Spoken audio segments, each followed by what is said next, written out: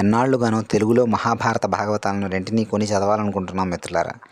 అయితే ముద్రణలో తప్పులు లేకుండా, లాభాపేక్ష లేకుండా ముద్రించేవారు ఎవరు అని చూస్తే తిరుమల తిరుపతి దేవస్థానం వారు బమ్మెర పోతనామాత్యుల వారి మహాభాగవతాన్ని మరియు కవిత్రయ విరచిత మహాభారతాన్ని ముద్రించారని తెలుసుకొని మొన్న మధ్య తిరుమల వెళ్ళినప్పుడు కొనుగోలు చేశాం.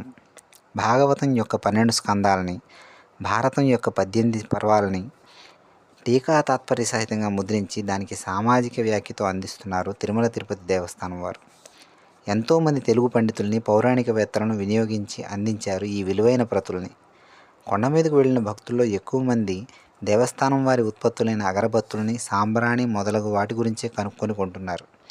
కానీ తిరుమల తిరుపతి దేవస్థానం వారు మన తెలుగు వారికి అందించిన ఈ విలువైన పుస్తకాల గురించి తెలుసుకోవట్లేదు.